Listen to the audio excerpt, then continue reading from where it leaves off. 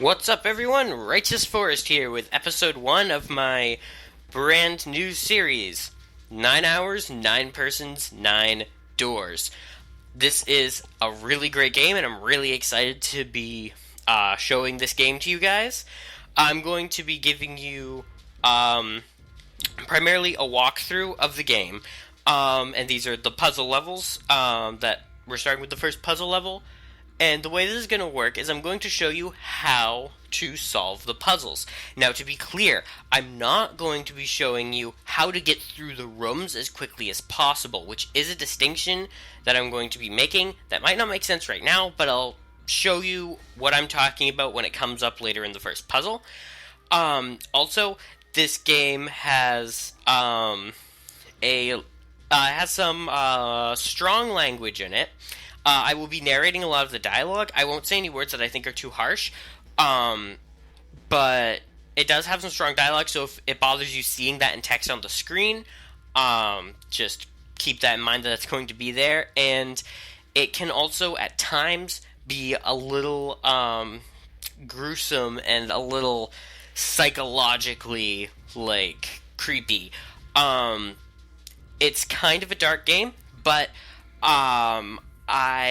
I personally really don't like horror games. I don't like scary games. I don't like scary movies. I'm not that kind of person, but I loved this game, and it's one of my favorite games. So if it's something that, kind of puts you off, but not something that you're really opposed to, I'd definitely recommend sticking around.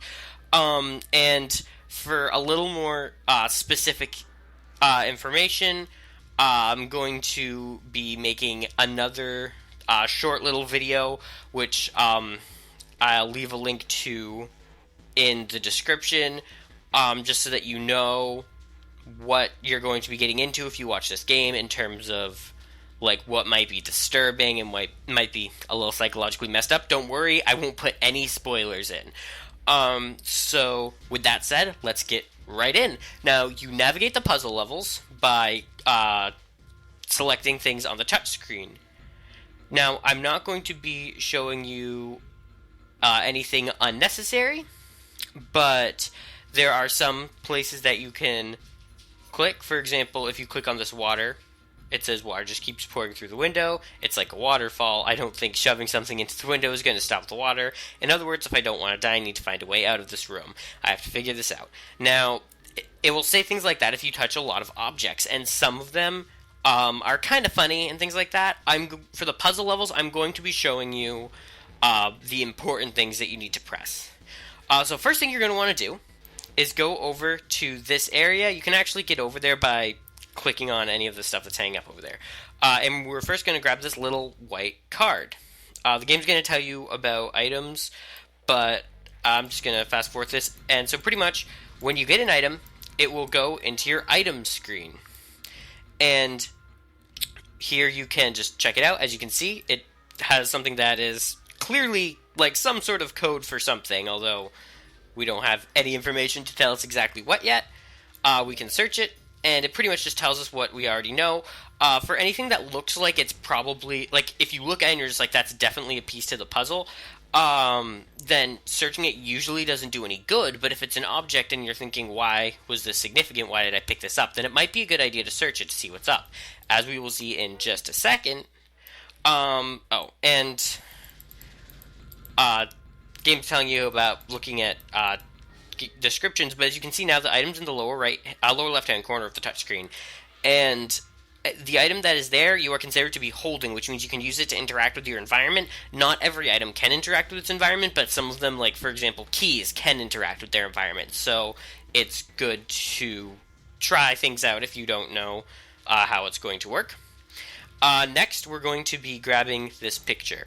Oh, I should say, by the way, if you're playing this game right now and you want to figure out the puzzles for yourself, definitely figure out the puzzles before watching this video, just so that you have that if you need it, and if you get stuck, then just come right here. Now we have a picture. Now why would we need this picture? If you search it, it tells you it's an old picture frame, but it makes a point to mention that there are screws on the back keeping it in, so that's a good detail to keep in your mind, because As you can probably guess, that means we're going to be taking off those screws. Now we're going to take a step away from the sink, look over this way, and then we're going to go to the bed that is on the lower right here. And underneath the pillow is, look at that, it's another one of these code cards.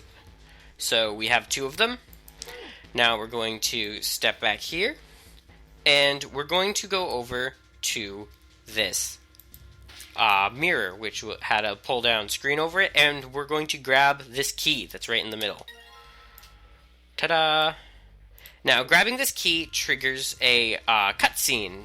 Now, for the most part, I'm going to be doing the cutscenes in separate videos, but for the ones that take place in the middle of a puzzle, I'm going to be doing them in the same video as the puzzle, but after the puzzles, there's usually a fairly long cutscene with a lot of dialogue that I will be doing separately, so that if you just want to see the puzzles, you can see that, and if you want to see the story too, then you can see that. And it'll also prevent the puzzle levels from being ridiculously long, but I won't have to chop it up if I were to put all of the cutscenes outside of the puzzles.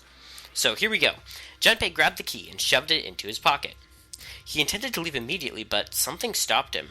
His reflection stared back at him from the mirror, but he had scarcely recognized himself. What's up with my face? His confusion was well justified. His face was drawn and pale, and the dark circles under his eyes made him look as though he was nearly dead. Man, what the hell happened to me? How did I end up here?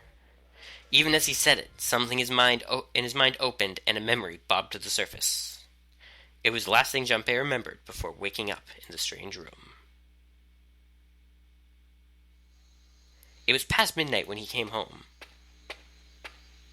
Junpei shuffled up the stairs and opened the door to apartment 201. Inside was his apartment, a small one-bedroom affair that ran him about $630 a month. He moved into it when he entered college, and so far he'd been there for 3 years and 7 months. Sometimes I think this game can go a little overboard with the details, but whatever, it's fine. He stepped inside and turned on the lights. The fluorescent lights on the ceiling blinked and flickered slowly to life as if waking from a deep slumber. Their cold light illuminated the landscape he'd come home to so many times before. Everything was as he'd left it.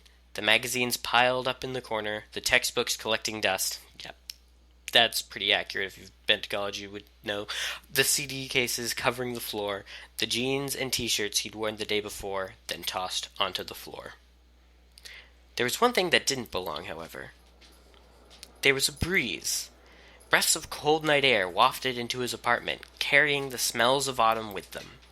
The white curtain framing his window swayed gently in the wind. Huh, that's weird. Did I leave that open?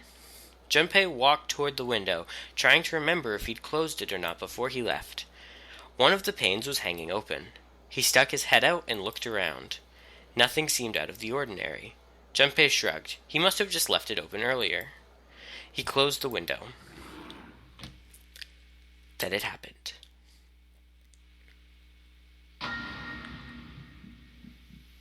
Junpei turned and found himself face to mask with a man dressed all in black.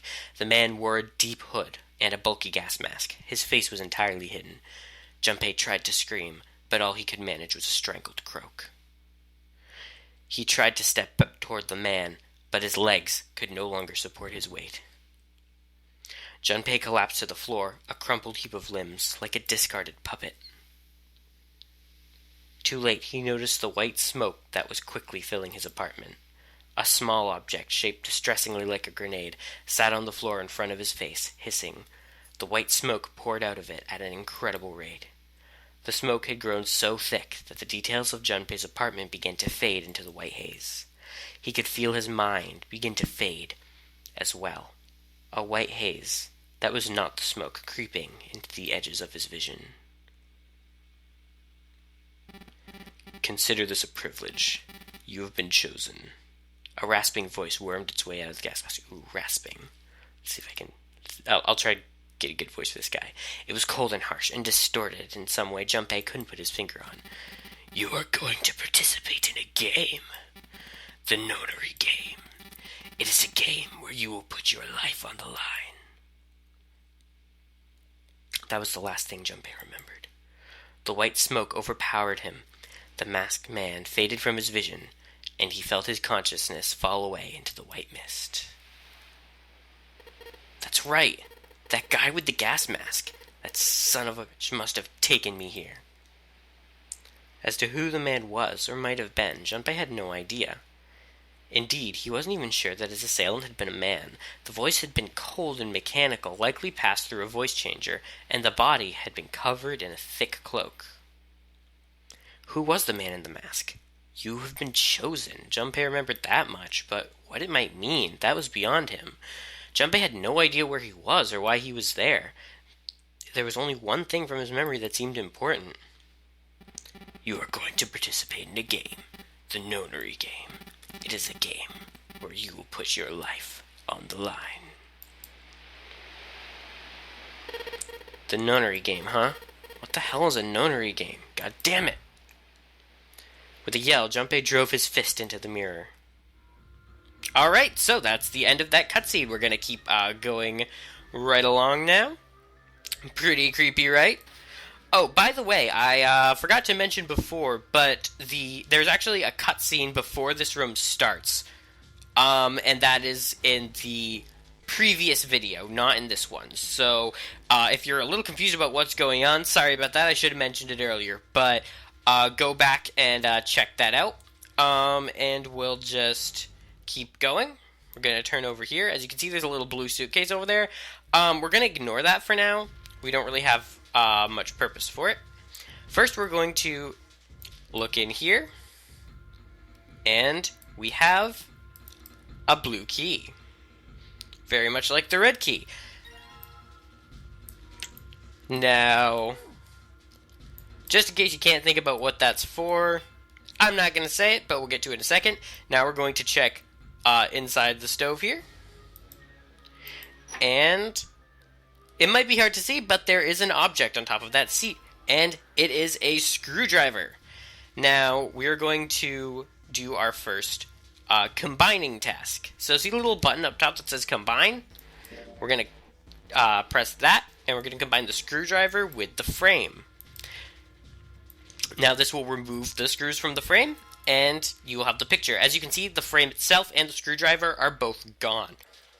That means that we don't need them anymore. So if they vanish, then you're done with them, and you don't have to go back and find them. In fact, they won't be anywhere, so just be happy with it being gone. Now, on the back of this picture is what appears to be a decoder for the two slips of paper we have here. So let's keep in mind that we have that, and with that said, oh, yeah, the game's going to tell us how to combine items. I already told you how to do that. I'm so much better than the game. Alright, yeah, I wonder why the screwdriver's there. I already used it, smart one. Okay, I'm going to go over here, open the curtain, and look what we have here. We have a red suitcase. Okay. Now, I'm just going to put my red key in the usable item thing. As you may have noticed, I cycled them. I just did that by pressing on the little picture. Alright. And we got the key in. And let's turn the key. And it doesn't do anything, but now we have a little game we can play. It's not particularly interesting, but we can change the little numbers on the dial here. It will tell us how to do it. Sorry if I fast forward through some of the, unimportant dialogue, but if we don't need to, then I'm not going to. Now, the way that... I'm just going to step back for a second, so that I can show you what the code... how to find the code. Now, it's not... You might have figured it out on your own, but if you look at these, you'll see that we have 2 blue and 2 red, and then we have 2 red and 2 blue, and in both cases there's an arrow pointing. And what this means is that these 2 red ones are the first 2 of the red suitcase code, and these last 2 are the last 2 of the red suitcase code. And here we have the decoder. Now, let's go back to the suitcase, and I've already decoded the code. And this is what I was talking about when I said that I was going to help you solve the puzzles I was going to show you how to solve the puzzles, not how to get through the room, because you actually don't have to find the code cards or anything like that to be able to open the suitcase. And that's important because there are multiple endings, so later on it's really good to know these codes because it saves a lot of time when going through the rooms. But the first time I go through a room, I'm going to be showing you how to solve the puzzles, not just how to get through the room. So just keep that in mind. And the code for the red suitcase is 7485. And once you have it, turn the key, and the suitcase will open. And we have a stack of red key cards. And they are numbered 1, 2, and 3. Alright, so moving right along, we're going to not go over there, go over to the blue suitcase. And let's just get right in, put that key in, and of course, it's not going to work, and we need the code, which is figured out in the same way using the blue symbols from those cards. I'm not going to bother going back to the item menu to show you what that is. I'm just going to go right ahead and enter the code, which is 1263. Turn the key. And boom. Alright, let's open it up. And there's a file. File screen. So documents and notes will go to the file screen. That can be good to use. I didn't use it very much when I played through the game, but I do use it sometimes, and it can be pretty convenient. Because it will always go through the files for you. I think it always goes through the files for you the first time you get them, but you can go back and consult them later, which is good. Alright, and I'm going to actually read this bit about digital roots because it is important and it's kind of confusing, and I think the game does a decent job of explaining it, and it's really good if you can see what's being said, so keep your eye on the text box if you are confused and you want to know what this is about. Okay, so a digital root. Compute a digital root with the following steps. First, add all the numbers in question to one another. If you end up with something greater than a single-digit number, add the digits to one another. For instance, if you have a double-digit number and the number in the tens place to the numbers place, let me say that again. Add the number in the tens place to the number in the ones place. There we go. Much better. Keep adding digits in this manner until you have a single-digit answer. That final digit is your digital root. Example, the digital root of 678 would be 6 plus 7 plus 8, which equals 21, and then 2 plus 1, which equals 3. Therefore, the digital root of 678 is 3. Example, the digital root of 1234 would be 1 plus 2 plus 3 plus 4, which equals 10, and then 1 plus 0, which equals 1. Therefore, the digital root of 1, 2, 3, 4 is 1. Now, that is actually going to be important later, so remember that. Not those specific numbers, but that, idea, the concept of a digital root. Okay, so I just keep adding numbers until I get to the single-digit number. Oh, looks like there's something on the back of this thing. A notebook, a pen, and a calculator. Those are good to have. I personally prefer using a real notebook and pen and calculator instead of the one that's built into the game, but that's just my preference, and if you don't have one handy, there's always that. The calculator can calculate digital roots, which kind of gives you a hint that they're going to be important. So now we have the key cards for 6, 7, and 8. Alright, and we've got new material in the file screen. We've got a calculator, and blah, blah, blah, blah. Let's get going. We're almost done, guys. Just take a step back from there. Turn around. Head over to this door, and check out this thing. The cards with numbers on them. This is where you're supposed to use them. And we swipe, but nothing happens. And let's try the red ones. Nothing happens. So we're going to go in to a game Junpei has a little epiphany here about the digital roots that he just read about. So, we're going to get a digital root of 5, just like on the door. So, let's head right into there. And they were very smart about which number cards they gave you to make it so that you have to put a little bit of thought into it to figure out what the digital root is. But I'll just tell you right now what it is. Well, I don't actually know if there is more than one solution. I don't think so. But I mean, this is the one I used. You have to use exactly 3 numbers, and you have to get a digital root of 5. And so what we're going to do is we don't, as you can see, since we don't have anything that will total up to 5 with 3 numbers, we have to total up to 14, because 1 plus 4 equals 5. And 14 is 7 plus 7, and 1 plus 6 is 7. So the numbers we're going to put in are 1, 6, and 7. And then once we got that, we're going to just click on the box. It'll pull the little lever down, and we've done it, guys. We've got through the room.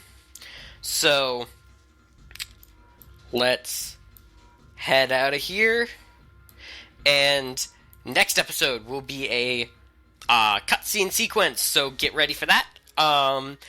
Thanks for watching, guys, and I will see you in the next episode.